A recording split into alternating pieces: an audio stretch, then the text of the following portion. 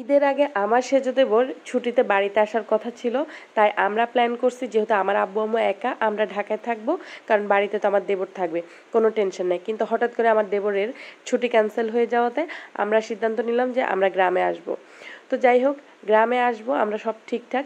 এর মধ্যে ঈদের 4-5 দিন আগে আমার দেবর হঠাৎ করে ফোন দিয়ে বলতেছে কি, ভাবি আপনাদের কি টিকিট কেটে ফেলছেন কিনা। তখন আমি বুঝে ফেললাম যে ওর নিশ্চয় ছুটি হয়েছে। তো সাথে সাথে আমি ওকে বললাম যে ঠিক আছে, তোর যেহেতু ছুটি হয়েছে, বাড়িতে কেউ জানে না, তাহলে জানানোর দরকার নেই, কারণ আমরা বাড়িতে গিয়ে সরাসরি সারপ্রাইজ দিব। তো তখন আমি যেটা বললাম ও সেটাই শুনলো। সাথে সাথে ওরা 4 ভাই, আর আমি ছাড়া কেউ জানতো না ফ্যামিলিতে ও যে আসবে। তো এই তো আপনি একটু আগে দেখলেন যে আমার আব্বু হচ্ছে আমটাম কিনে দিল বাড়িতে আনার জন্য। আমার আব্বু আমটাম প্যাকেজিং করে আমরা গাড়িতে উঠে গেলাম। এরপরে হচ্ছে আমরা এয়ারপোর্ট গিয়ে অপেক্ষা করতেছিলাম আমার দেবর বের হওয়ার। মানে আমি চিন্তা করতে অবাক লাগতেছিল, ওর ওয়াইফ মানে আমার যে যা, ও পর্যন্ত জানে না যে আমার দেবর বাড়িতে আসতেছে। যদিও আমার যা কয়েকবার আমাকে ফোন দিছে, ভাবি আপনি কেন বাড়িতে আসতেছেন না, আপনি কেন বাড়িতে আসতেছেন না। মানে কিছুটা সন্দেহ হয়েছে, কারণ আমি হচ্ছে আলিজার আব্বুকে আগেই পাঠিয়ে দিছি 3 তারিখ রাত্রে, কারণ আমার দেবর হচ্ছে 6 তারিখে মানে আসছে আর কি দেশে। তো 3 তারিখে রাত্রে আমি আলিজার আব্বুকে বাড়িতে পাঠিয়ে দিছি, যেহেতু আমাদের গরু কিনতে হবে, আমরা একা একা কোরবানি দিব, গরু কিনতে হবে, ওই জন্য ওকে পাঠিয়ে দিছি।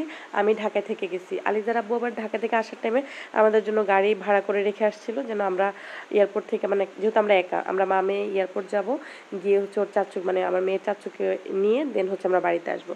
তো আমরা অপেক্ষা করা মানে ঈদ পার্কিংয়ে অপেক্ষা করার সময় অনেক বৃষ্টি শুরু হয়েছিল, সবার দৌড়াদৌড়ি।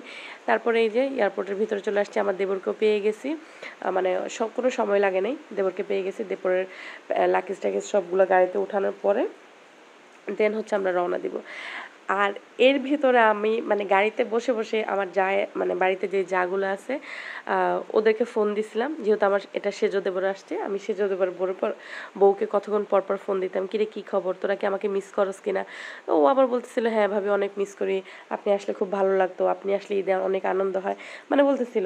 মানে ওর আরও বেশি করতেছিলাম। হ্যাঁ, তারপরে হচ্ছে গিয়া মানে কতক্ষণ পর পর ওর সাথে মজা নিতেছিলাম। এই দিক দিয়ে আমি হচ্ছে আমার দেবর যখন গাড়িতে উঠছে, আমি হচ্ছে আমার মোবাইলে হটস্পট অন করে ওকে বললাম তুই অনলাইন থাক, তুই যদি অনলাইন না থাকোস তাহলে কিন্তু সন্দেহ হয়ে যাবে যে তুই নিশ্চয়ই মানে কোনো কিছু হইতেছে। তো এরপরে হচ্ছে আমরা দেখতে দেখতে মানে হোটেলে চলে আসলাম, কুমিল্লা মিয়ামি হোটেলে খাওয়া দাওয়া সেরে নিলাম।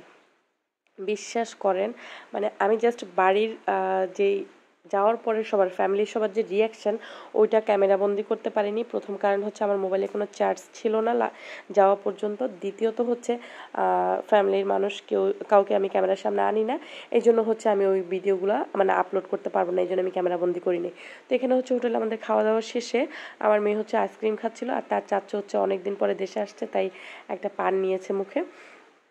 এরপরে হচ্ছে আমরা মানে আবার গাড়িতে উঠে গেলাম। দেখেন বাইরের ওয়েদারটা কি সুন্দর। আমরা যেহেতু 12টা 12:30 1টার দিকে মানে এয়ারপোর্ট থেকে বের হয়েছি, আমাদের অলমোস্ট যেতে যেতে একদম রাত 8টার বেশি মানে বেজে গেছিলো। তো এখানে যে যেতে যেতে একটা গরুর হাট পাইছিলাম, যদিও গরু ছিল না, শুধু ছাগল ছিল বাজারে।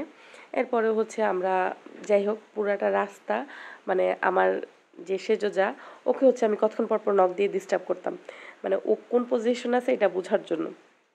তো এই তো বাড়িতে চলে আসছে, এটা হচ্ছে আমাদের উঠানের অবস্থা। তো যাই হোক, আমি যদি মানে আপনাদেরকে দেখাইতে পারতাম সবার রিয়াকশন তাহলে বুঝতেন। তো আজকের জন্য এই পর্যন্ত, আল্লাহ হাফিজ।